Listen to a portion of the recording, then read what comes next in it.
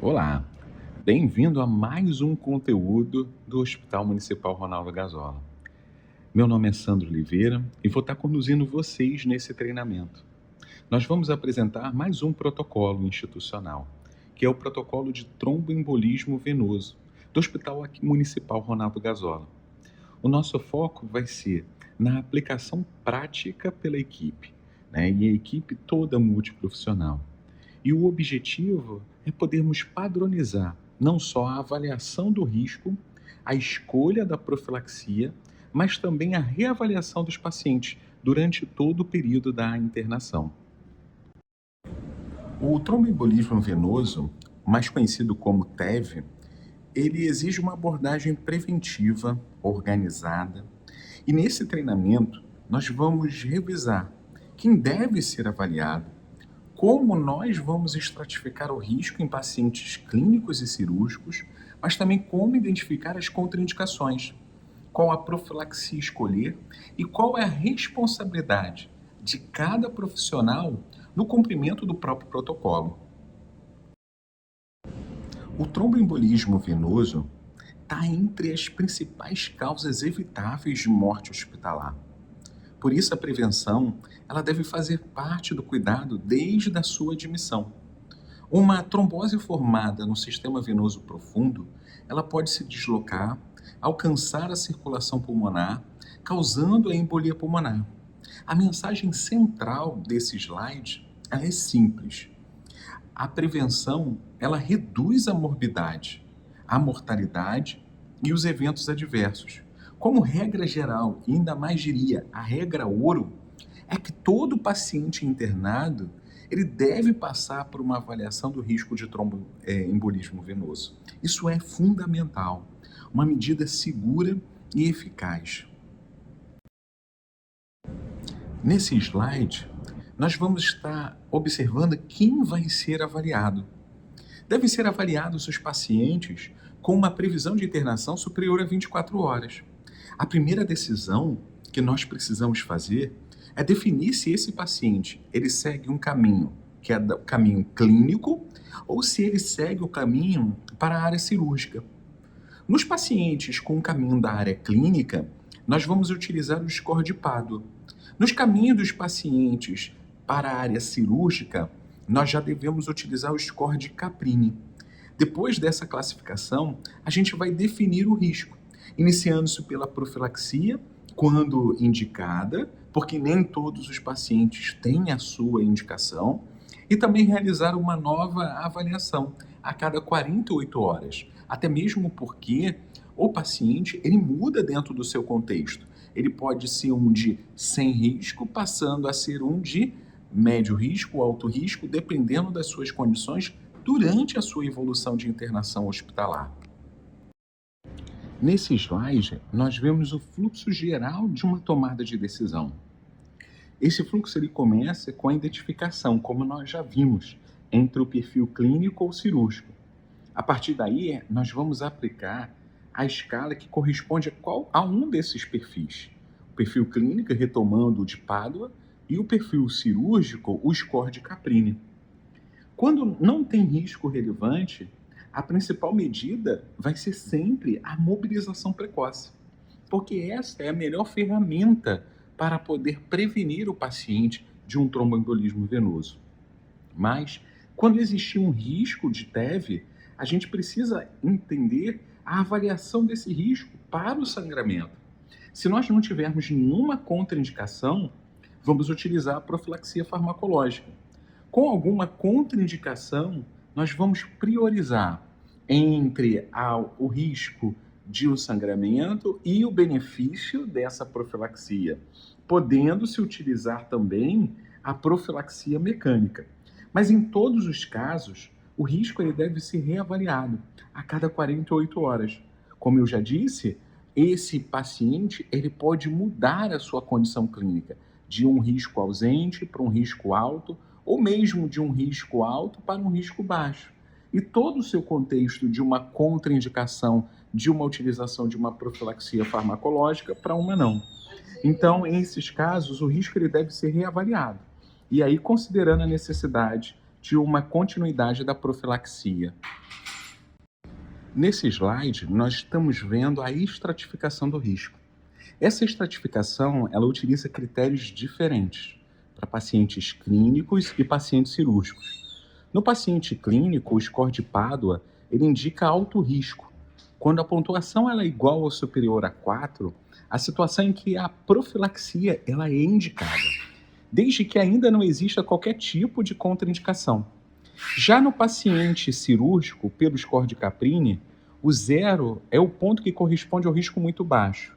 1 a 2 pontos é um baixo risco. 3 a 4 pontos já é um risco moderado. E 5 pontos ou mais já podemos dizer que é um paciente de alto risco. Nesse slide, nós vemos o algoritmo de toda a instituição, de uma forma mais completa, né? É o que a gente diz de fluxograma institucional. É todo o caminho que esse paciente tem, desde a sua avaliação até as suas estratificações de ações. O algoritmo ele começa na admissão do paciente adulto, com a sua previsão de hospitalização. Se ela for igual ou superior a 24 horas, nós já precisamos então avaliar esse paciente para o risco de TEV. Se essa condição não estiver presente, o protocolo ele não vai ser aplicado. Ou seja, pacientes com um tempo de internação menor do que 24 horas, não há impacto e nem risco superior que haja necessidade de uma avaliação. Nos pacientes clínicos, como nós já falamos, aplicamos o score de Padua. Com menos de 4 pontos, a gente vai orientar a deambulação precoce. Com 4 pontos ou mais, já iniciamos a heparina não fracionada, de 5.000 unidades por via subcutânea a cada 8 horas, ou a heparina de baixo peso molecular, com 40 miligramas uma vez ao dia. No paciente cirúrgico, nós já não vamos mais aplicar o score de Padua, nós já vamos aplicar o score de Caprini. Nos pacientes de risco muito baixo, né, a gente vai orientar, como sempre, a mobilização, ou seja, a deambulação precoce. No risco moderado, nós vamos utilizar a heparina não fracionada, 5.000 unidades a cada 8 horas ou a cada 12 horas, dependendo da idade, doença renal, comorbidades que esse paciente possa apresentar. Ou a heparina de baixo peso molecular, 40 miligramas uma vez ao dia. Nos de alto risco, nós vamos utilizar a heparina não fracionada a cada 8 horas, ou seja, 3 vezes ao dia, ou de baixo peso molecular, 40 miligramas uma vez ao dia. Se tivermos alguma contraindicação a essa profilaxia farmacológica, a equipe médica ela deve definir metas e medidas não farmacológicas para esse paciente, sempre pensando em uma estratégia de reavaliar a cada 48 horas todos os pacientes internados. Nas transferências, ou mesmo quando, em algum momento, mesmo nesse intervalo menor do que 48 horas, os fatores de risco mudarem ou a condição clínica desse paciente mudar. Nesse slide, nós temos as 3 principais bases da profilaxia para o TEV. A farmacológica, que nós já vimos no slide anterior, já falamos sobre as estratégias que podemos utilizar a inoxaparina ou a heparina não fracionada. A estratégia mecânica, que é uma compressão graduada, ela está indicada para aqueles pacientes que têm um risco de sangramento e por isso não podem receber a estratégia farmacológica.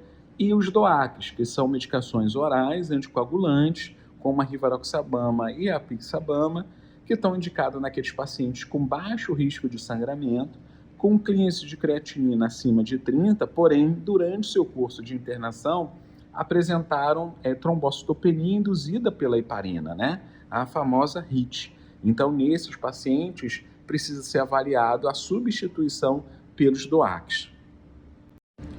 Nesse slide, nós estamos vendo as situações especiais. Algumas situações, elas exigem uma pequena adaptação no nosso protocolo, né? No caso, por exemplo, da insuficiência renal, a gente tem um índice de creatinina menor do que 30. Aí a ideia é preferir pela heparina não fracionada numa dose de 5.000 unidades a cada 12 horas. Mas a gente também pode utilizar a inoxaparina na dose de 20 miligramas por dia. Nesse caso, a gente deve evitar ao máximo os DOACs, né? Rivaroxabana, Apixabana, por causa do clearance menor do que 30. Nos pacientes com obesidade, né, o índice de massa corpórea acima de 40 ou o peso superior a 120 quilos, nós podemos ajustar a inoxaparina para 40 miligramas a cada 12 horas, ou seja, 2 vezes ao dia, tá? E 0,5 miligrama por quilo dia. Tá bom? Então, nós temos essa opção também para pacientes que têm acima de 120 quilos ou o índice de massa corpórea acima de 40. Nos casos de trombocitopenia, né, como eu já falei no anterior, que é o HIT, a trombocitopenia induzida pela heparina, a ideia, caso tenha um clearance de creatinina superior a 30, podemos utilizar os DOACs, né? E nos pacientes oncológicos que têm um alto risco para TEV, né, que naturalmente o paciente oncológico tem alto risco de TEV, a gente primeiro precisa avaliar também, né, a questão do sangramento gastrointestinal, principalmente antes de utilizar os DOACs. Nesses casos, a heparina de baixo peso molecular é a mais indicada. Nesse slide, nós vamos discutir o papel da equipe multiprofissional no protocolo de TEV. O paciente ele permanece sempre no centro do cuidado. E cada profissional ele tem uma responsabilidade bem definida. O médico ele aplica o score na sua admissão, principalmente nos pacientes que já têm uma previsão maior de 24 horas de internação. Nesse caso tenha o risco, vai prescrever a profilaxia e reavaliar o risco a cada 48 horas. A enfermagem ela garante a administração correta, ela vai monitorizar os sinais de sangramento e realizar a vigilância clínica do paciente. A equipe de fisioterapia vai conduzir o processo de mobilização precoce e bem estruturada dependendo das condições funcionais do paciente. A equipe de farmácia vai garantir a disponibilidade dos medicamentos, vai realizar a reconciliação e acompanhar as possíveis interações medicamentosas que esse paciente puder vir a ter. A equipe de qualidade e núcleo de segurança do paciente vão executar as auditorias periódicas e acompanhando o processo de segurança do protocolo, assim como as suas aplicações nos pacientes. Esse é o fluxo operacional de assistência. Na prática, o médico plantonista ele deve avaliar o risco na admissão e registrar a classificação na aba de avaliação da evolução médica. Em seguida, vai realizar a prescrição, incluindo a profilaxia na reconciliação medicamentosa. A enfermagem inicia a medida prescrita e observa os sinais de risco. O médico da rotina ou mesmo o residente sob supervisão deve reavaliar o paciente a cada 48 horas, sempre que houver qualquer outra alteração de fator de risco, e também nas transferências entre outras unidades. O protocolo ele depende de registro, execução e acompanhamento contínuo, principalmente as reavaliações a cada 48 horas. Na parte de indicadores de monitoramento, nós temos 2 indicadores principais que são acompanhados. O primeiro é a taxa de adesão, que ele verifica se o protocolo ele foi aberto e se a avaliação foi realizada entre 24 e 48 horas da admissão. O segundo é a precisão da prescrição, o que avalia se a profilaxia prescrita está correta e alinhada com a pontuação do score de risco. A equipe de qualidade ela vai realizar a auditoria mensal para poder identificar possíveis falhas, mas não para poder prejudicar, e sim para orientar os ajustes e promover uma melhoria contínua em relação à segurança assistencial, fazendo com que o paciente, que é o centro de todo o cuidado, seja o beneficiado.